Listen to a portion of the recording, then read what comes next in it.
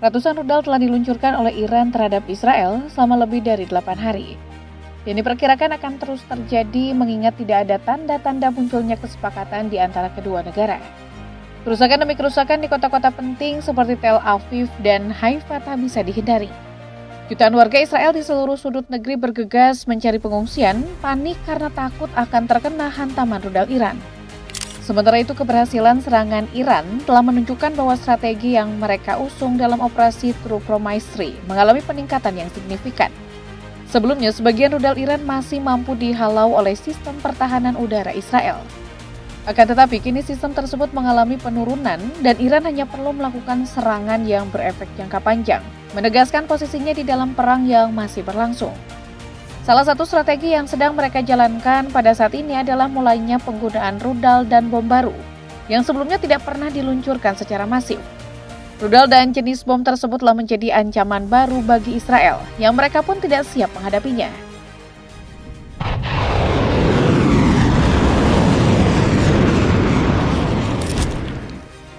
Dalam beberapa hari terakhir, serangan Iran telah mencapai penggunaan senjata yang bervariasi.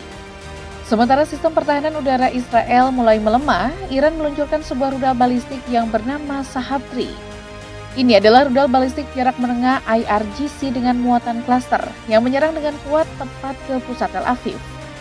Rudal ini memiliki jangkauan hingga 1.300 km dengan muatan submunisi lebih dari 1.400 dan yang paling penting, memiliki Circular Error Probable atau CEP dengan radius 300 meter.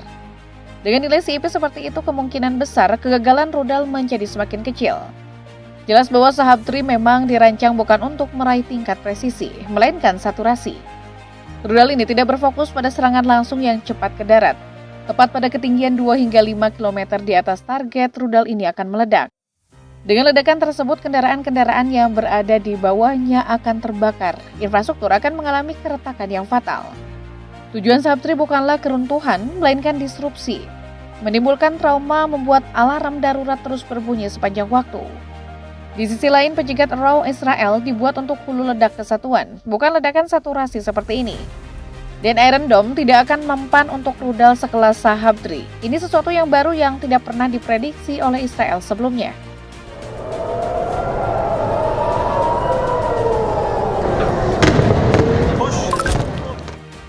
Selain Shahab-3, menurut laporan terbaru dari salah satu media, Iran telah secara resmi menggunakan rudal balistik Shahab-3.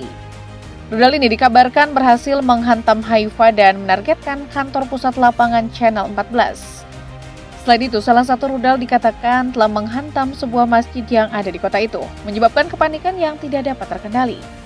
Rudal balistik Shahab-3 merupakan sebuah senjata jarak jauh berbahan bakar padat dengan daya hancur yang tinggi. Dengan jangkauan operasional yang mampu mencapai 2.000 km, di mana jangkauan ini akan cukup mampu untuk menjangkau seluruh Israel bahkan Eropa Tenggara. Shahab-3 telah sukses menembus sistem pertahanan udara Israel, menghancurkan sejumlah fasilitas vital di berbagai lokasi termasuk di antaranya pangkalan udara dan kantor intelijen. Tak hanya itu, rudal Shahab pun memiliki kemampuan membawa hulu ledak seberat hingga 700 kg, dan secara khusus telah didesain untuk menghindari deteksi serta menembus sistem pertahanan udara yang berlapis seperti Iron Dome dan Arrow. Shahab telah didesain untuk mobilitas dan waktu peluncuran cepat.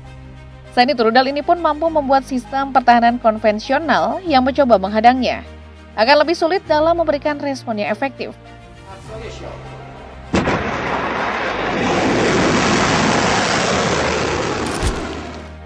Pada 18 Juni lalu, Korps Garda Revolusi Iran mengumumkan bahwa mereka telah menggunakan salah satu rudal balistik hipersonik unggulan mereka, Fatah, untuk menyerang sejumlah target di Israel.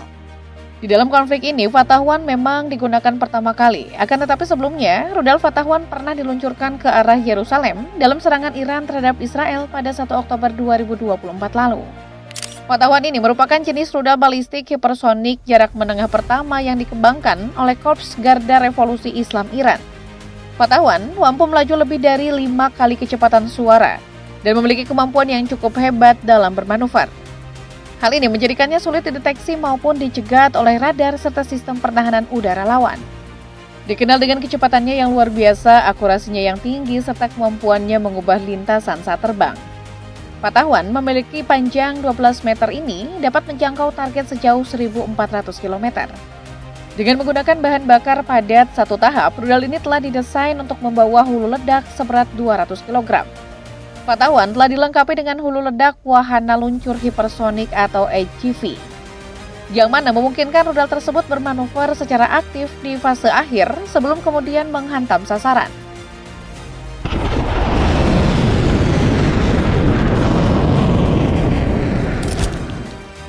Di antara ratusan rudal yang diluncurkan oleh Iran terhadap Israel, salah satu rudal balistik yang menjadi sorotan adalah rudal Fatah II yang berhasil menghantam gedung Kementerian Pertahanan Israel. Fatah II merupakan rudal balistik jarak menengah dengan hypersonic maneuverable glide vehicle. Rudal yang memiliki kecepatan 13 hingga 14 Mach dan daya jangkau antara 1.400 hingga 2.000 km ini membuat sistem pertahanan udara Israel kewalahan. Rudal Fatah II buatan Iran ini dapat menargetkan sistem pertahanan musuh dan sudah dilengkapi dengan nosel sekunder yang bisa digerakkan. Didukung pula dengan adanya propelan padat untuk meningkatkan kemampuan manuver di dalam dan luar atmosfer menuju target. Telah dilengkapi dengan HGV, Fatah II memungkinkan untuk melakukan manuver yang membuatnya sulit untuk bisa dideteksi oleh radar konvensional. Fatah II juga dibuat dengan tujuan untuk menghantam target strategis dengan presisi yang tinggi, seperti misalnya fasilitas militer, pangkalan udara, atau pusat komando musuh. Teknologi pemandu yang sudah terintegrasi dengan navigasi satelit dan sensor internal juga sudah ada pada rudal Fatah II, memberikannya kemampuan tingkat akurasi yang tinggi. Selain itu, terdapat pula yang dinamakan dengan Solid Field Stage dan Glide Vehicle berbahan bakar khusus pada rudal ini, yang dapat membuat waktu peluncuran lebih cepat dibanding rudal berbahan bakar cair.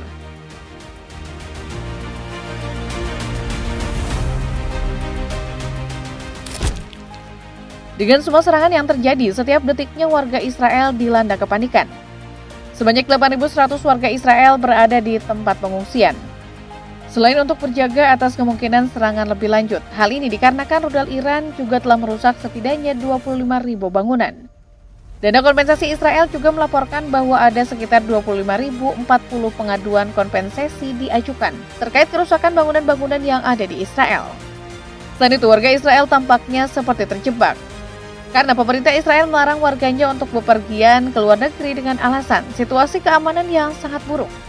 Bandara Ben Gurion yang merupakan gerbang internasional utama Israel kini telah ditutup dalam kurun waktu yang tidak dapat dipastikan. Bahwa di sisi lain, sistem pertahanan udara Israel kian melemah. Menurut laporan salah satu media, pejabat AS mengatakan bahwa Israel beresiko menghabiskan persediaan rudal Rafale jika Iran terus-menerus meluncurkan rudal. Hal ini tentu akan sangat berdampak, mengingat salah satu hal yang paling utama pada saat berlangsungnya perang adalah ketersediaan sistem pertahanan udara.